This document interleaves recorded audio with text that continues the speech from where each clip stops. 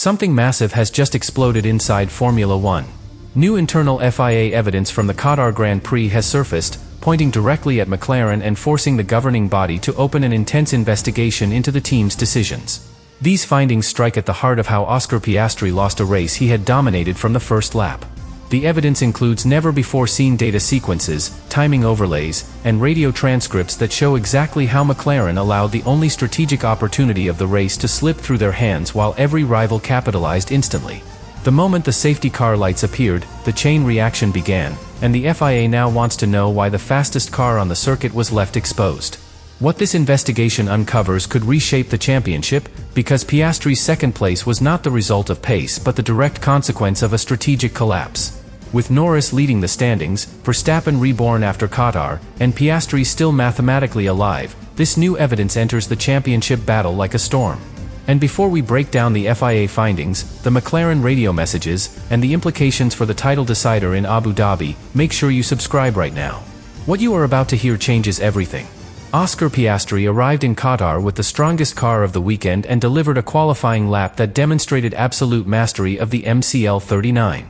His opening phase of the race confirmed the same dominance. He managed the medium tires with calculated precision, kept them inside the optimal temperature window, and produced a rhythm that made the McLaren appear untouchable.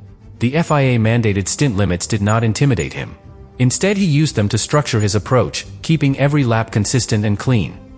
McLaren backed this performance with a package that was mechanically stable, aerodynamically efficient, and extremely strong in the high-speed sections of Lusail. Piastri opened a clear margin over Lando Norris and placed Max Verstappen under pressure despite the Red Bull showing visible bouncing and a lack of rotation. The early laps felt like the confirmation of a driver and team ready to take full control of their championship destiny. Qatar was shaping up to be the turning point that would propel Piastri firmly into the title fight. Then came the safety car on lap 7. The collision between Pierre Gasly and Nico Hülkenberg triggered the neutralization that changed the trajectory of the race. The FIA evidence now being reviewed shows that Red Bull reacted instantly, calling Verstappen in before Piastri even reached the main straight. The new data indicates how many teams made the same call within seconds. McLaren did not. Their hesitation froze Piastri in a scenario that compromised the entire structure of the race. As the safety car continued, radio communications inside McLaren shifted from calm to concerned. The evidence packet reveals that Piastri asked about strategy at the precise moment the pit window was optimal. He was told they would stay out. At that moment, the mathematical reality solidified. Remaining on used tires while the field compressed ensured that Piastri and Norris would have to create a gap of more than 25 seconds after the restart to complete their mandatory stop without losing track position. With modern Formula One parity, that scenario was impossible. When the race resumed, the consequences struck immediately. Piastri's tires, cooled during the safety car period, lacked the aggression they had shown earlier. Verstappen had fresh rubber and a fully reset energy system, giving him an immediate advantage. The FIA evidence shows clear time loss through the first high-speed sequence after the restart, not because of driver error but because of the altered tire state. Piastri still executed with elite precision, yet the conditions had shifted beneath him in ways he could no longer influence. When Piastri stopped on lap 24, the gap had already moved beyond recovery. The FIA overlays confirmed that his outlap was competitive, but Verstappen's earlier stop gave him an unshakable track position advantage.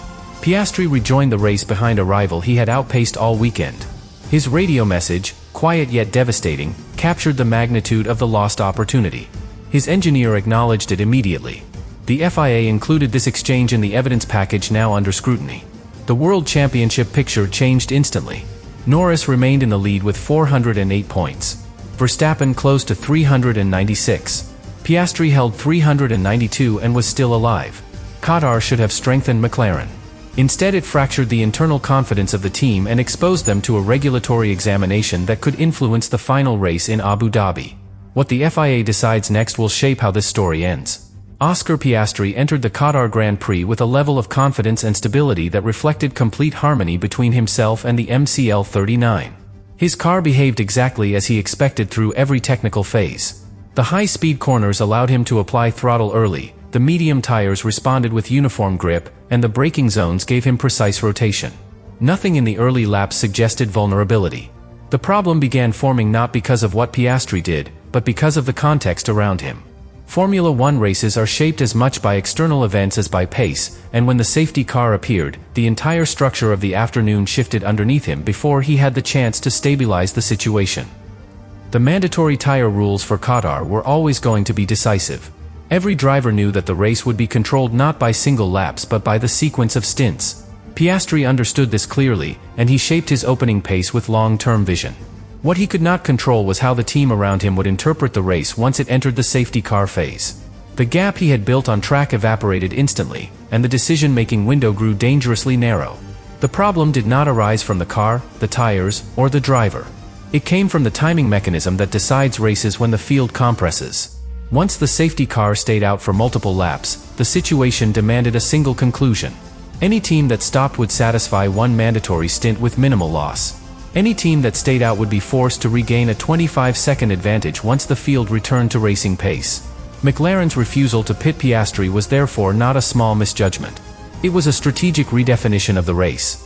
The problem took shape at that exact moment. The mathematics turned against Piastri. The only move that preserved his victory was left unused, and the burden of that decision would define the rest of his afternoon. Inside the cockpit, Piastri continued operating with full composure. His radio messages revealed a driver trying to understand the evolving scenario without panic. He asked for clarity, and the guidance he received focused on maintaining track position. This approach overlooked the structural consequence of the tire regulations.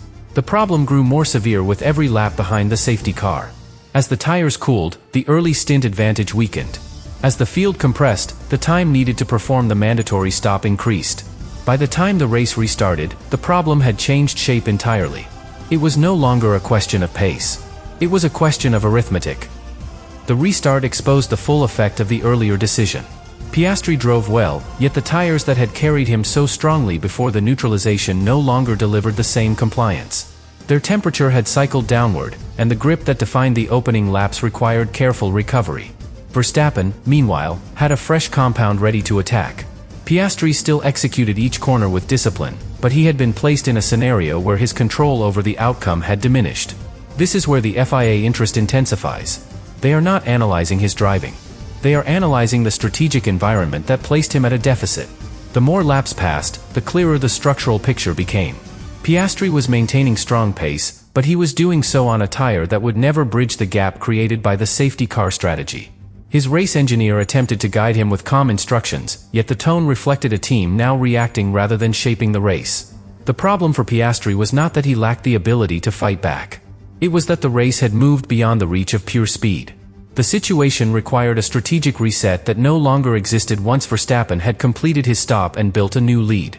When Piastri finally made his mandatory stop and rejoined behind Verstappen, the magnitude of the earlier mistake became undeniable. His radio message captured the weight of it. He said he had no words, a statement that reflected both disappointment and understanding. He knew that the key turning point had occurred long before that pit stop. The issue was systemic, not momentary. It was rooted in the decision that left him exposed during the safety car. As the FIA now examines the evidence, the core problem becomes unmistakable. This was not a race Piastri lost on track. It was a race taken from him through a sequence of choices that failed to match the demands of the regulations and the competitive landscape of Qatar. The engineering demands on McLaren escalated dramatically the moment the safety car was deployed, because the MCL39 had been performing inside an aerodynamic window that depended on uninterrupted speed. When the field slowed, the car lost air volume through the floor and diffuser, reducing load on the medium tires. The engineers saw the tire surface temperature drop across all four corners, especially on the left front, which carries the heaviest load at Lusail. This drop meant the car would not return to green flag pace instantly. The pit wall needed to react with precision. Instead they hesitated, and that hesitation created a structural engineering deficit that followed Piastri for the remainder of the race. The hybrid system added a second layer of complexity. The energy recovery system depends on strong braking phases to harvest enough power for deployment on the straights. Under safety car conditions, the recovery process becomes inconsistent, and drivers must choose between maintaining energy or preserving tire temperature. These two objectives conflict. If Piastri attempted aggressive harvesting, his tires would cool further. If he prioritized tire heat, he would restart with reduced deployment. The engineers had to guide him with absolute clarity. Yet the data sequences McLaren reviewed during this phase show their focus shifting back and forth without a committed direction. That lack of a unified engineering stance became the foundation of the FIA's concern. As the safety car laps accumulated, the pit walls analysis became increasingly time-sensitive. The engineers studied predictive models that evaluated Verstappen's stop, the closing field gaps, and the time required to complete a mandatory change under green conditions. The FIA's leaked evidence shows these models clearly. The window for a low-cost stop was shrinking with every kilometer, but McLaren did not reach engineering consensus quickly enough to act. In Formula One, hesitation is measurable. And in this case, the telemetry timestamps indicate precisely when the team allowed the optimal moment to pass. Once the race returned to green, the engineering challenge became even more complicated. The tires that Piastri carried had cooled through a cycle that reduced their initial grip potential. The engineers advised him to bring them up slowly using lateral load and controlled entry speed, yet even with perfect execution, this process required several corners. Verstappen, with fresh tires, did not face this limitation. The engineering group saw the delta form immediately in the high-speed complex. They knew Piastri was driving at an elite level. They also knew the earlier decision had placed him in a mechanical deficit that no adjustment could fully erase.